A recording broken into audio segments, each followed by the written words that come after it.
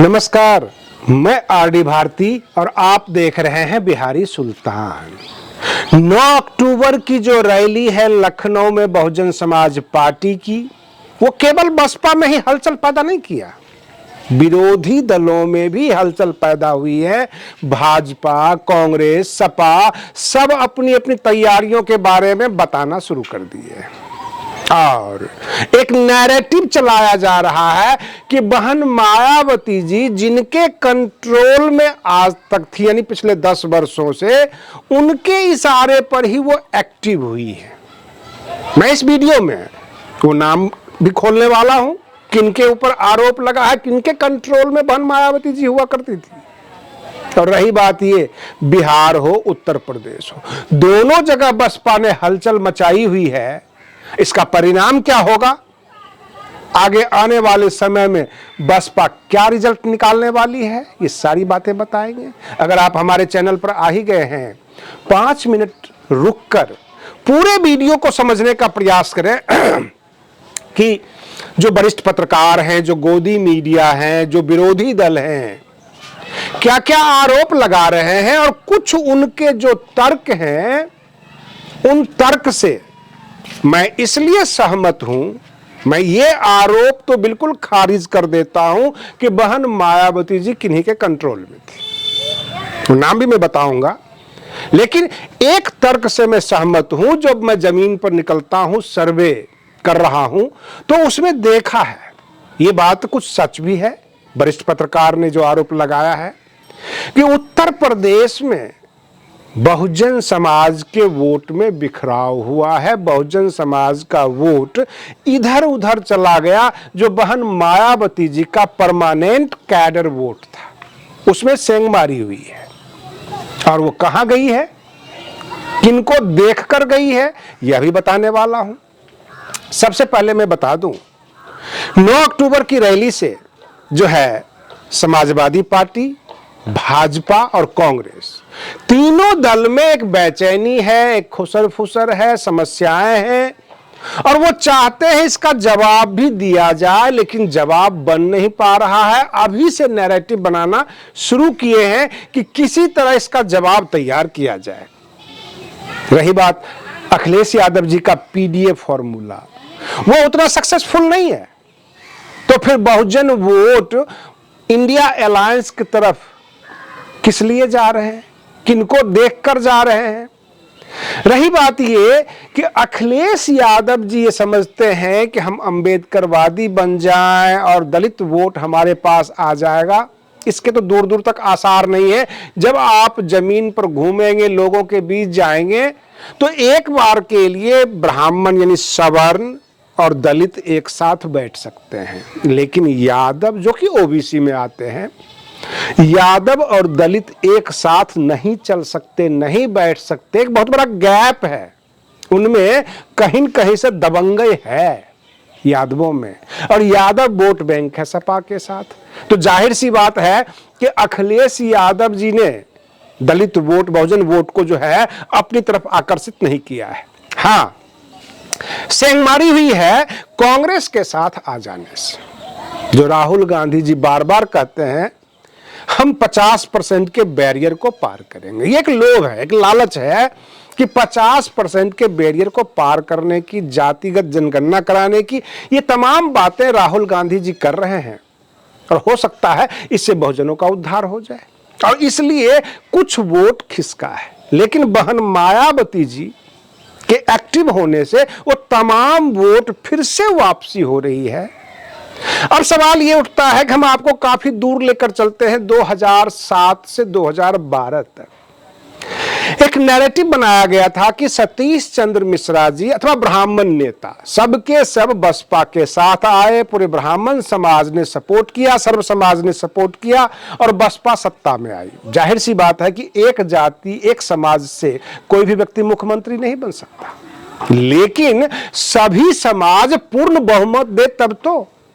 अब रही पिछले 10 साल में दलित वोटों में बिखराव, SC ST वोटों में बिखराव, क्योंकि बहन मायावती जी एक्टिव नहीं थी और ब्राह्मण नेता चाहकर भी ब्राह्मण वोट नहीं ला पाए बसपा के पास। हो सकता है ये तमाम इशारा एक नाम के पीछे, एक गाइड के पीछे, एक बड़े नाम के पीछे इशारा कर रहा हो। जो वरिष्ठ पत्रकार कह रहे हैं कि बहन मायावती जी जिनके कंट्रोल में थी, उन्होंने ही कहा कि आप एक्टिव हो जाइए। मेरा मानना है कि बहन मायावती जी पिछले 10 साल से जो है स्वास्थ्य के कारणों से, अपनी उम्र के कारणों से वो उतना एक्टिव नहीं रह पाई, लेकिन उनको लगा कि जब तक हम फ्रंट पे नहीं आएंगे, हमारा जो बहुजन समाज का वोट है उनको किसी न किसी के द्वारा फुसलाया जाएगा, पटाया जाएगा, बिखराव होगा, इसलिए हमें आना जरूरी है। अब रही बात ये, माननीय आकाश आनंद जो राष्ट्रीय संयोजक हैं बहुजन समाज पार्टी के, ना वो सांसद हैं ना विधायक हैं, लेकिन बिहार में जो उन्होंने दौरा किया, जो अभी वो घूम रहे हैं, तो किसी सांसद और विधायक से ज्यादा भीड़ इकट्ठा करने में वो सक्षम हैं। लोग सुन रहे हैं। बसपा के वो भविष्य हो सकते हैं। बहुजन समाज का विभिन्न धाराओं में आकाश आनंद जी की चर्चा है। हो सकता है बिहार में अच्छा परिणाम आकाश आनंद जी ले आए, लेकिन सवाल ये उठता है कि 9 अक्टूबर की रैली का और बहन मायावती जी किनके कंट्रोल में थी, और वह दलित वोट बैंक, सवर्ण वोट बैंक आखिर कहां से फर्क आया, ये जरूर हम आगे बता रहे हैं आपको। जब हम बिहार और उत्तर प्रदेश दोनों जगह की राजनीति देखते हैं, 2025 में बिहार में आम चुनाव है, विधानसभा चुनाव है, और उत्तर प्रदेश में 2027 में है। दोनों जगह है। आम लोगों की धारणा है कि वर्तमान जो सत्ता है, क्योंकि बिहार में नीतीश कुमार मुख्यमंत्री हैं, भाजपा समर्थन में है, दोनों दलों के मंत्री हैं, और उत्तर प्रदेश में भाजपा मुख्य पार्टियां हैं, योगी आदित्यनाथ मुख्यमंत्री हैं, और कई दल उनके समर्थन में हैं, घटक दल। और दोनों के दोनों सरकारों के बारे में आम धारणा है कि ये सवर्ण समर्पित सरकार है। जो आम लोग कहते हैं ये सवर्ण समर्पित सरकार है। इसलिए गैप तो बहुत बड़ा हो गया। जो बहुजन समाज के लोग हैं वो धीरे धीरे एकजुट हो रहे हैं। पिछले दिनों संजय निषाद जी ने स्थापना दिवस मनाया दिल्ली में। वहां पे अनुप्रिया पटेल के पार्टी के लोग, मंत्री भी थे, ओम प्रकाश राजभर भी थे, बाकी लोग भी थे, लेकिन भाजपा का कोई नहीं था। तो ये साफ इशारा हो गया कि कहीं न कहीं से कसमकस तो है इन घटक दलों का उत्तर प्रदेश में। और बिहार में चिराग पासवान, जीतन राम मांझी और बाकी लोग इधर उधर छिटक रहे हैं, नारा दे रहे हैं कि बिहार का मुख्यमंत्री कैसा हो, चिराग पासवान जैसा हो। तो इनके घटक दल और आम जनता में ये नैरेटिव बन चुकी है कि वर्तमान बिहार की सरकार और उत्तर प्रदेश की सरकार सवर्ण समर्पित सरकार है। अब इसमें बहन मायावती जी ने ऐलान कर दिया कि बिहार में 243 सीट पर हम अकेले चुनाव लड़ेंगे। अब यहां पर इंडिया अलायंस वालों को दर्द होना शुरू हो गया कि जो हम जातिगत समीकरण, जातिगत जनगणना, हाथ में संविधान लेकर जो बहुजन वोट को हम फुसलाए थे, मेहनत किए थे, वो सब का सब तो बहन जी ले जाएंगी। तो फिर हम चुनाव जीतेंगे कैसे? भाजपा को हम बदनाम कर चुके हैं, अब बदनाम करना बाकी रह गया बहन मायावती जी को। तो ये कह देते हैं कि वो भाजपा के बी टीम है। इतना भर से ये आम जनता नहीं समझ पाती है। तो अब बीच में एक नया नाम आया है कि पिछले 10 सालों से जो उनके राष्ट्रीय महासचिव थे सतीश चंद्र मिश्रा जी, उनके कंट्रोल में बहन मायावती जी थी और उनके कहने पर ही वो एक्टिव हुई है।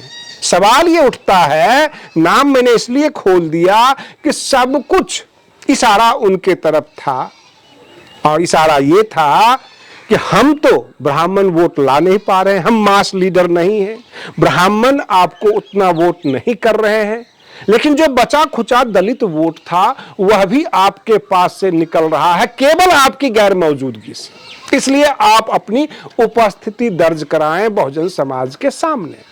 और इसलिए बहन मायावती जी एक्टिव हो गई है। लेकिन मामला कुछ और भी है। कल परसों की घटना है, सुल्तानपुर में जो घटना घटी, बहन मायावती जी ने स्पेशल निर्देश दिया। विश्वनाथ पाल जी जो प्रदेश अध्यक्ष हैं, सुल्तानपुर जनपद के जिला अध्यक्ष से बात करके और बसपा का जमावड़ा लग गया।